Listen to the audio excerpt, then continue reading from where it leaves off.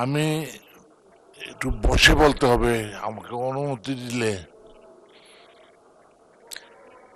মাননীয় স্পিকার, জি, আমি মাননীয় সদস্য, আপনার শারীরিক অবস্থা সম্পর্কে আমরা অবগত। আপনি বসে বলতে পারেন। ধন্যবাদ আপনাকে। আর যেহেতু সময়ে কিছু ব্যয় হয়েছে, 6 মিনিটের জায়গায় আপনাকে 7 মিনিট দেওয়া হলো। 1 মিনিট সময় বাড়িয়ে দিবেন ধন্যবাদ ওনাকে। মাননীয় ধন্যবাদ। স্পিকার, আমাকে বসে বলার জন্য অনুমতি দিয়েছেন, সেই জন্য আপনাকে ধন্যবাদ জানাচ্ছি। মাননীয় স্পিকার, আমি দিরাই সাল্লা থেকে নির্বাচিত, সুনামগঞ্জ 2। জনাব তারেক রহমানের আমার প্রতি দয়া সহানুভূতি থাকায় আমাকে ওখান থেকে নির্বাচিত হয়ে আসার সুযোগ করে দিয়েছেন, সেই জন্য আমি তাকে ধন্যবাদ জানাই।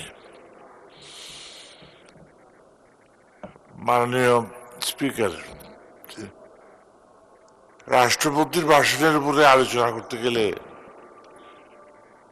প্রথমে আমি বলতে চাই যে রাষ্ট্রপতি তো আমাদের পক্ষেই কথা বলেছেন, রাষ্ট্রপতি তো আমাদের বিরুদ্ধে বলে নাই, আপনাদের বিরুদ্ধে বলে নাই, এই সংসদের পক্ষেই কথা বলেছেন রাষ্ট্রপতি। আমি তো পড়লাম, দেখলাম রাষ্ট্রপতি যে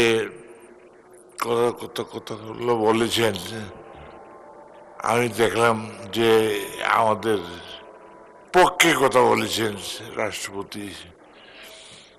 তাই আমি রাষ্ট্রপতিকে ধন্যবাদ জানাতে চাই যে রাষ্ট্রপতি আমাদের জনগণের পক্ষেই কথা বলেছেন, সেই জন্য তাকে ধন্যবাদ না দিয়ে পারা যায় না।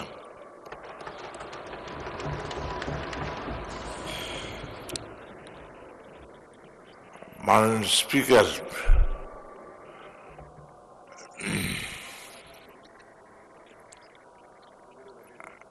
আমার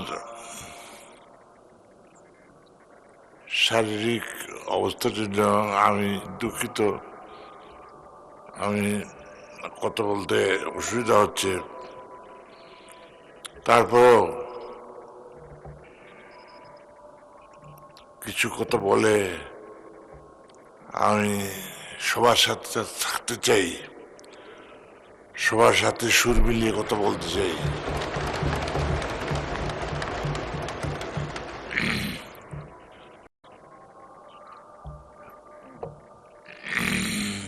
যে জুলাই সনদ নিয়ে অনেক কথা শুনেছি, অনেকে চেষ্টা করেছে, বলেছেন। তো আমি বলতে চাই, জুলাই সনদ এটা আমাদেরই এক অংশের দাবি। শহীদ যারা হয়েছেন, মৃত্যুবরণ যারা করেছেন, তাদেরকে স্মরণ না করে এই সংসদ অপবিত্র হয়ে যাবে। সেই জন্য আমি বলবো, জুলাই সনদকে যারা শহীদ হয়েছেন তাদেরকে শ্রদ্ধার সঙ্গে স্মরণ করতে হয়। স্বাধীনতার যুদ্ধে 30 লক্ষ মাহবুবের রক্তের বিনিময়ে যে গণতন্ত্র আমরা পাইনি, যে গণতন্ত্র আমাদেরকে দেওয়া হয়নি, সেই গণতন্ত্র এই জুলাই সনদের মাধ্যমে আমরা অর্জন করেছি। এবং এই দেশে বাস্তবায়ন হয়েছে, এবং এই জুলাই সনদের মাধ্যমে গণতন্ত্র বাংলাদেশে এসেছে। আমি এই দেশের সমস্যা দিয়ে কিছু বলতে হয়, না বলে উপায় নাই। আমাদের দেশে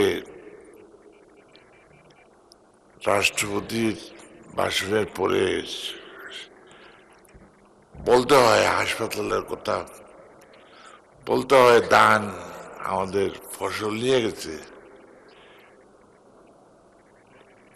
বলতে হয় যে আমরা কিভাবে অর্থদণ্ডের মধ্যে পড়েছি, আমাদের কিভাবে মুশকিল হয়েছে, এবং আমরা এই ফসল বিনষ্ট হওয়ার কারণে আমাদের সারা দেশের এলাকার মারাত্মক ক্ষতি হয়েছে, যেটা পূরণ করা সম্ভব নয়।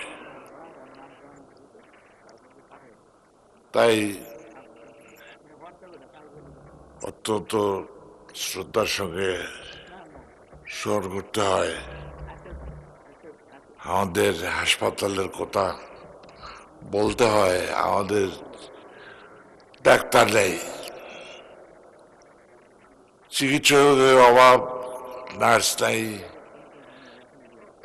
এবং মারাত্মকভাবে বিঘ্নিত হচ্ছে, চিকিৎসা থেকে বঞ্চিত হচ্ছে আমাদের দেশের মানুষ, আমাদের এলাকার মানুষ।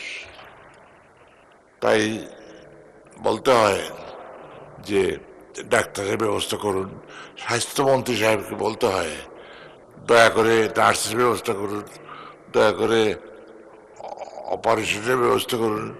এটা আমাদের মৌলিক অধিকার। জি, ধন্যবাদ মাননীয় সদস্য, অসংখ্য ধন্যবাদ আপনাকে।